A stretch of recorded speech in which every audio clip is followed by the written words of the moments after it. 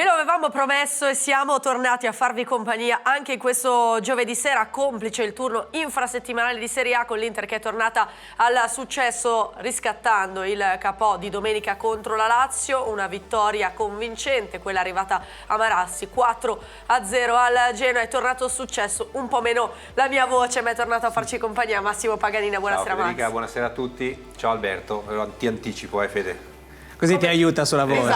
Esatto, arriva in mia assistenza. Ciao Alberto, ben ritrovato. Ciao Federica, ciao Massimo, buonasera, ben ritrovati. Sono passati 3 giorni da lunedì, è una situazione totalmente diversa.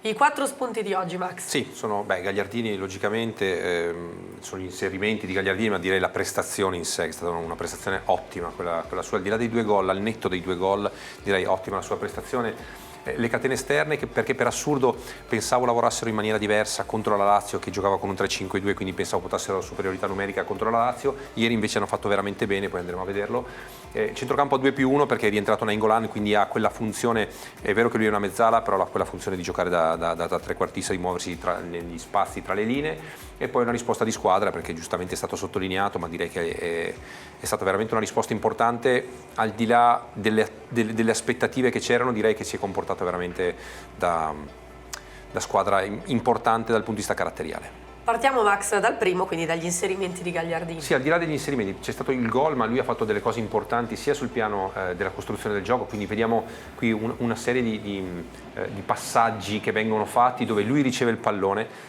è bravo a costruire, ha toccato tanti palloni, solitamente non così tanti credo in tutte le partite, bravo a muoversi di nuovo per ricevere palla, per scambiare questo pallone all'interno del campo. Questa manovra è molto lunga, quindi direi che la palla va avanti e indietro, come ho detto prima è stato fatto un gran possesso, per poi muoversi nuovamente con Politano, 1-2, eccolo qui, Politano gioca il pallone e lui si accorge che la palla sta uscendo dalla parte opposta, poi andiamo a vederlo anche per le catene esterne, ed è bravo ad inserirsi con i tempi giusti al centro dell'area di rigore. Se lo sono dimenticato completamente i centrocampisti del Genoa, ma d'altra parte il Genoa giocava con solamente 2 centrocampisti, mentre l'Inter ne aveva questi 2+1, quindi devono cercare di regolarsi su chi marcare. Gagliardini molto molto bravo, sappiamo che è una sua caratteristica, quella di sapersi inserire senza palla, e qui lo ha fatto vedere proprio in maniera importante, perché è stato molto molto bravo ad inserirsi e a colpire questa palla che non era facile da trovare.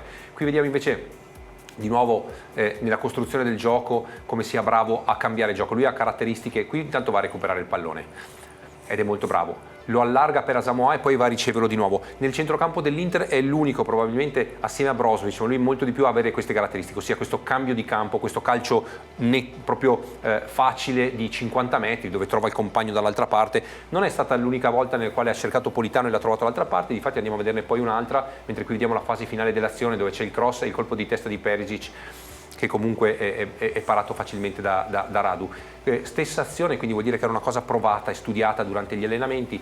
Gagliardini gioca centrodestra solitamente nel centrocampo a 2, però si muove molto. Qui vediamo di nuovo nella costruzione del gioco come bravo a muoversi, chiama la palla, la vorrebbe il pallone, rimane in zona per cercare di trovare, eccolo qua, 1 sulla testa, 2 di nuovo, come prima, stessa mattonella praticamente, stesso cambio di gioco. Vuol dire che è una cosa che avevano cercato durante gli allenamenti ed è venuta molto facilmente, perché sono riusciti, eccolo qui con la sovrapposizione, e qui andremo a vederlo, questa sovrapposizione interna da parte di D'Ambrosio, che è molto bravo, che abbiamo detto le catene esterne hanno lavorato molto bene, andremo a rivederlo, ma qui è di nuovo un episodio nel quale ha fatto una sovrapposizione interna D'Ambrosio per ricevere questa palla di Politano. Passiamo proprio alle catene esterne che, come dicevi ieri, hanno lavorato molto bene. Hanno lavorato benissimo, soprattutto Perisic e Politano.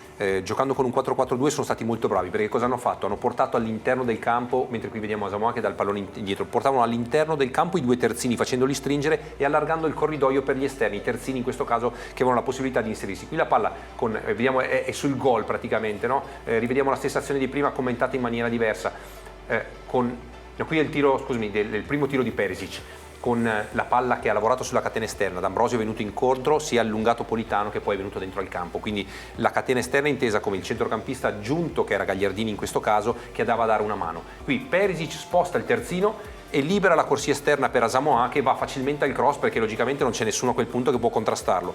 Quindi preparata molto molto bene sulle catene esterne la partita, ed è stata, non dico è stata vinta lì, ma Spalletti ha sottolineato come il lavoro di Politano e Perisic sia stato veramente un lavoro importante, proprio per questo motivo, perché ha dato la possibilità sulle corsie esterne di liberare la zona, e o Gagliardini o Asamoah o D'Ambrosio avevano la possibilità di inserirsi, e molto facilmente, come hai visto in questo caso, la possibilità di mettere questi palloni all'interno dell'area di rigore. Il centrocampo 2+1. Beh, centrocampo 2+1, perché anche questa, andiamo a vedere, si ripropone 2 volte, ma l'ha fatto anche 3 o 4 volte nell'arco della partita, questa palla per Nainggolan. Avere una punta di riferimento come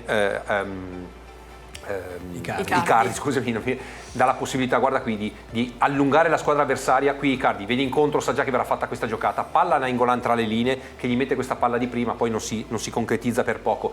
Eccolo qui, di nuovo, palla da Asamoah, guarda di nuovo Nainggolan tra le linee, vedi il centrocampista esterno, l'interno si è alzato un po', lui trova quello spazio tra le linee, controllo, 1, 2 e palla nello spazio per Politano, che poi va a calciare in porta. Quindi proprio una cosa cercata, perché Asamoah più di qualche volta proprio l'ha trovato tra le linee in quella posizione di campo per poter poi andare a calciare in porta. Chiudiamo con l'ultimo, risposta di squadra.